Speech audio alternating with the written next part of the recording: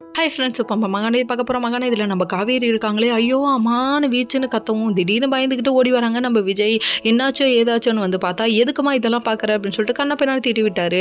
நீ தைரியமா இரு, உனக்காக நான் இருக்கேன், இன்னும் என்ன நம்புன்னு சொல்லிட்டு ஒரு வழியாக இவங்களை நம்ப வைக்கிறதுக்குள்ள இவர் பட்ட பாடு இருக்கு. ஐயோ நம்ம நல்லவன் நம்மளே சொல்லி நம்ப வைக்கிறதுக்குள்ள பெரிய பாடாக இருக்குல்ல. இப்படி தான் எல்லாரோட ஹஸ்பண்டும், அதாவது நல்லவன் அவரையே நம்ப வைக்கிறதுக்கு அவங்கவுங்க ஒய்ஃபை நம்ப வைக்கிறதுக்குள்ள அவங்க படாத பாடு படுறாங்க. சரி, இதெல்லாம் ஒரு பக்கம் இருந்தாலும் அதுக்கப்புறம் ஒரு வழியாக சமாதானம் பண்ணி வச்சுட்டு இவர் அப்செட் ஆகி போய் வெளியே நின்றாரு. தம்பி மண்டை மேலே இருக்க கொண்டையே மறந்துட்டியப்பா அப்படிங்கிற மாதிரி ஆயிடுச்சு. கடைசியில் அப்படியே கண்ணை தேய்ச்சிக்கிட்டு பார்த்தது யாரு, நம்ம காவேரியோட அத்தை பாரு அப்படிங்கிற மாதிரி ஆயிடுச்சு. யாரானின்னு சொல்லி கேட்க தெரிச்சு அடிச்சுட்டு உள்ள வந்து ஒளிகிறாராமா. அதுக்கப்புறம் கோதாவரி நம்ம சாரதாவை தாங்க அப்படி கூப்பிட்றாங்க. கடைசியில் பார்த்தா சாரதா வந்து நின்று வீடு பூரா செக் பண்ண கடைசியில் வந்துட்டு யாருமே இல்லைன்னு சொல்லிட்டு கிளம்பி போயிட்டாங்க. தம்பி எங்கெல்லாம் ஒளிகிறாப்ப பாருங்க, இதெல்லாம் தேவையாடா, ஏன் பொண்டாட்டியை பார்க்கறதுக்கு நானே இப்படி ஒளிகிற நிலைமையை உண்டாக்கிட்டீங்களேடா அப்படிங்கிற மாதிரி இருக்கு.